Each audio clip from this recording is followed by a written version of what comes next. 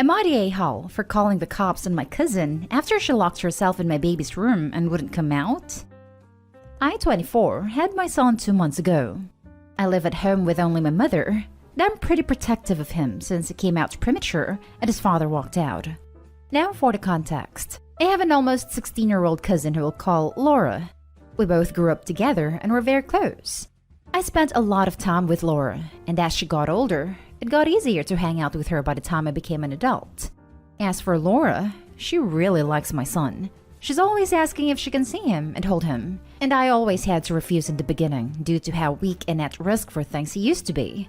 She would sometimes get an attitude or look at me weird, but never did anything else and listened.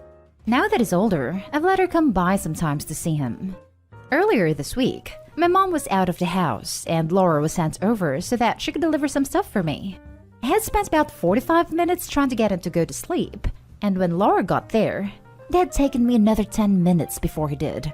Laura had asked if she could hold him while he slept, and I told her no before putting him in his crib and leaving. I had decided to start making food in that time, and Laura went somewhere else in the house. I didn't really care since she's family. About 15 minutes later, I heard my son crying, and when I went to go check on him, I found the door locked, and I could hear Laura inside trying to calm my son down. I told her to open the door, but she refused and told me she had it handled. I started trying to force the door open, but failed. I started panicking and slamming on the door, and at that time, Laura somehow had forced the dresser in my son's room onto the door. At this point, I was nearly having a panic attack, and Laura was yelling she could help my son, even though he was screaming and crying as well. I called my mom begging her for help. She had told me she would call Laura's mom and that I should call the cops. I did as she told and told them of my situation, and they came soon after. They came in, told Laura to open the door, and when she refused again, even with my son screaming, they took the door off its hinges and went inside and fought with Laura for my son. My mind muddles a bit here because of how much of a mess I was, but they eventually grabbed my son from her arms after they found her in the corner of the room on the floor with him. Laura's parents and the police took Laura someplace else, and I took my son to the hospital to see if he was fine. Now my mom's side of the family is telling me I should consider pressing charges on Laura, while Laura's family is livid with me for calling the police on her, and that calling her mother was enough. I'm really torn between it. On one hand, I'm upset with her that she did that to me and my son, but on the other hand, I feel bad for calling the police on her. Am I the a-hole? Now for the top comments. You should press charges. What she did was terrible. But also, this girl clearly needs help. Therapy. Lots of it. It's odd because before all this, Laura genuinely seemed okay. She always had a soft spot for babies like I do, but she never once growing up displayed this sort of behavior. Or at least in front of me. Something like this can happen fast. All it needs is one trigger. For me, it was one word in a therapy session, and boom, the psychotic episode blew up on me. I was medicated. I was in therapy. It happened anyway. Wow. I didn't even really know something like that was really possible. I'm sorry something like that happened to you. And thank you for educating me on this. I'll be sure to take that into consideration if I end up going through with everything. Not a-hole. And if I were you, I'd consider getting a restraining order. I actually never even considered that until I read your comment. And I may just do that now. Thank you for the suggestion. Do it, OP. Do it now. Get a restraining order, press charges, and do not drop them. She needs to learn that what she did was unacceptable and very irresponsible. Also, keep her away from your child. Laura has an unhealthy obsession with your son, and I fear she might try to kidnap him. Not a-hole. She's 16, not 4. She should know better. Honestly, a restraining order might not be a bad idea. It's a pretty unhealthy obsession with your baby if Laura was willing to fight law enforcement over it. Also, that girl needs some psychological help. What on earth would possess someone to do something so dangerous and stupid? That's what I want to know as well. Growing up, she was never really like this. She's always loved babies and small children. And yes, very little she fought to have the baby in her arms, but she didn't ever force her way like this. It almost feels like it was out of nowhere. Now for the next story. Am I the a-hole for not telling my former best friend that I'm married? Some background. Me, 25 female, and my former best friend Eve, 25 female, were friends for 6 years. We met in high school and then went to college together, and we were very close for that time. Around 3 years ago, we had a huge falling out. The details aren't important, but the falling out wasn't over anything petty. She deeply hurt my feelings. Had been doing so for a while, and when explained to her why I was hurt, Eve wasn't remorseful at all. And to this day, I've never gotten an apology. Because of this, I told Eve 3 years ago that I no longer wanted to be friends. We haven't spoken since. Fast forward to last Saturday. I was at the grocery store with my husband and we ran into her. I really didn't want to talk, but I said hello and introduced her to my husband. She looked really shocked and went silent for a minute. She then asked me multiple times if I was being serious about being married, and I said that yes, I was actually married.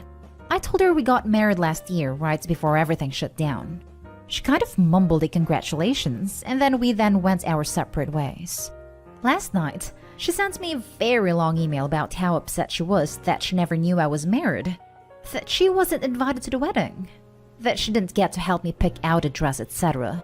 We had talked about how we would be in each other's weddings and all that when we were friends. She was also offended at how I introduced her to my husband. I said, "This is Eve. We went to college together." Maybe that was rude, but I didn't know what to call her, and I didn't want to be like, "This is my ex-best friend," so that's what I went with. She said that she cried all night after she got home because she couldn't believe that I would be so cruel. She also mentioned how pissed she was that she had to find out over a year later. I'm trying to understand her perspective, but at that point when I got married, it had been 2 years of absolutely no contact. I couldn't imagine just calling her up and being like, "Hey, I know we haven't spoken in years, but I'm getting married. Want to come help me plan it?" Plus, she knew how badly she had hurt me and has never tried to apologize or reconcile. I can kind of see why she's upset. We were friends for a long time, but we weren't friends now and haven't been for a while. I don't think I was in the wrong by not telling her, but I would love some outside opinions. Edit. I saw some comments asking if it was made clear to her that our friendship was over. Yes, I made it very clear 3 years ago that we were not friends anymore. Not the a-hole. Dude, why are you even entertaining this woman? She only stirs up crap. I wouldn't even be giving her but a second thought. Block her and move on. Hell, if someone I parted on bad terms with and hadn't seen for 2 years invited me to their wedding, I would assume they were fishing for gifts and ignore it. Opie would be in the doghouse with her either way. I feel like former friend is in between a rock and a hard place. She misses Opie and wants her back as friend, but she also never wants to admit that she's done anything wrong and has no plans to make any amends. She may very well be hurt that she wasn't included in Opie's special day when she always thought she would be. But hurt feelings don't erase her horrible personality and selfishness. Not the a-hole. Opie, you're better off. Not the a-hole. I'd wager a guess she is jealous you managed quite well without her. And so instead of apologizing, she's turning it around to blame you for something.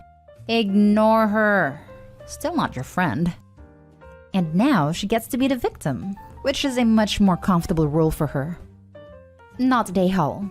If she's not remorseful about what she did, it's possible that to this day she doesn't understand how serious the falling out actually was.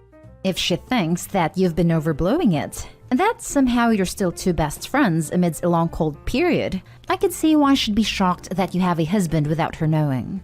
She seems dense and inconsiderate, but I could understand why she's so stunned if she's really that ignorant. I think this sounds like the most likely answer. She thought they were still kind of friends, or she would come around? Doesn't make Opie the a-hole or anything. Edit. Thanks for everyone's feedback. I've decided I'm not going to respond.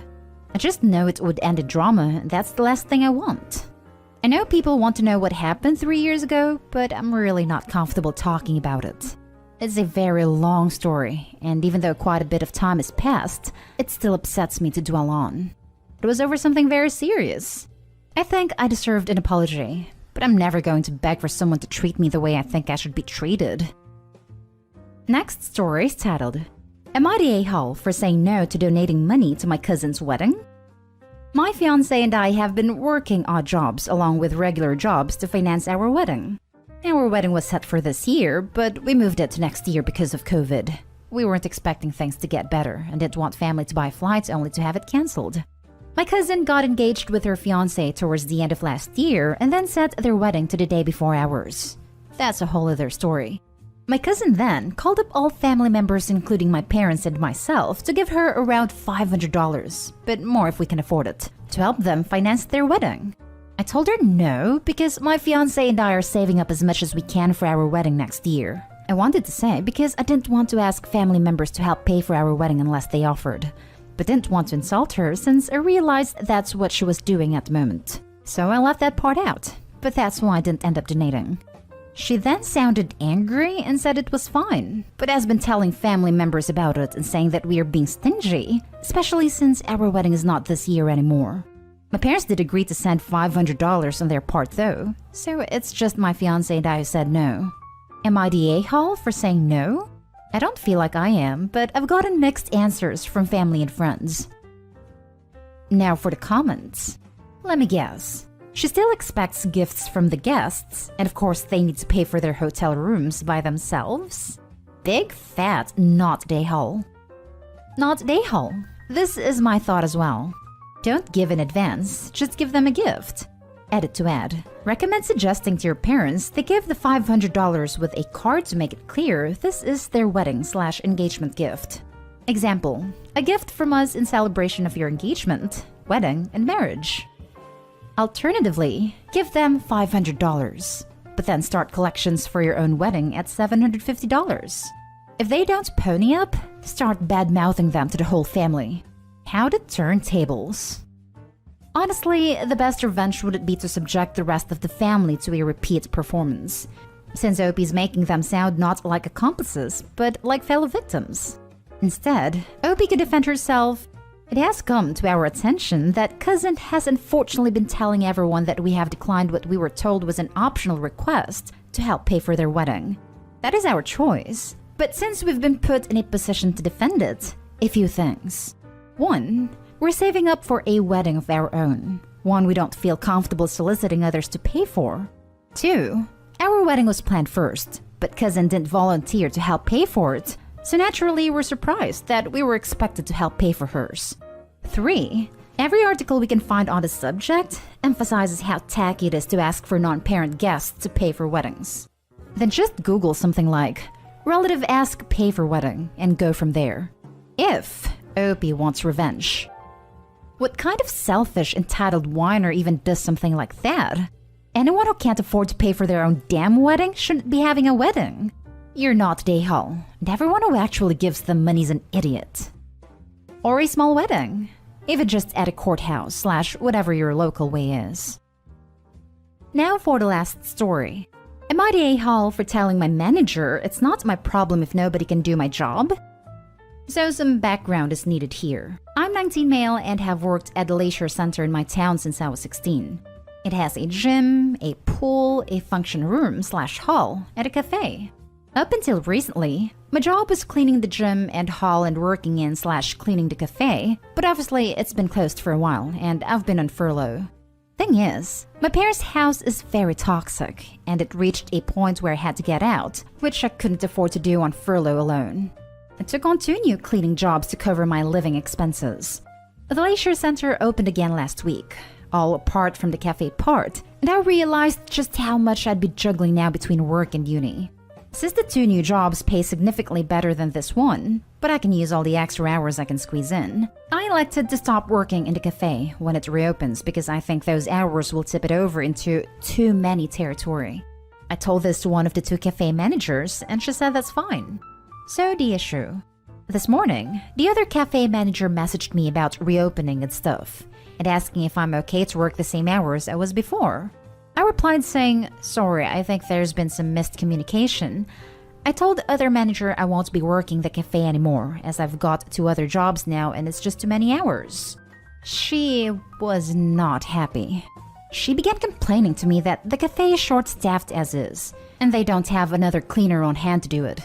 At one point in my life, I'd have folded and said I'd do it, But I'm trying to be better about advocating for myself, so I said, I'm sorry about the inconvenience, but I had my notice okayed and sorting a replacement isn't my problem. She then got upset and called me rude and insolent, and said she's going to report me to the overall general manager of the place for my conduct. I'm really beginning to panic that I'm going to get into big trouble for this, and if I could have handled this better, am I the a-hole for what I said? Not the a-hole. Sounds like the manager is trying to scare you. You got the okay from the other manager. You did everything right. The manager is just mad that they have to do actual work to find a replacement. I do still work in the leisure center, just not the cafe part. Touch base with your current department manager, just to let them know that the old one is upset you can't do hours for them, but make it very clear you want the hours in the new roles. Why shouldn't you earn more per hour? This right here. Make sure whatever department head of the leisure center you do work for knows the situation. Not the a-hole. She's going to report you? Hilarious. Who to? The director of Hurt Feelings?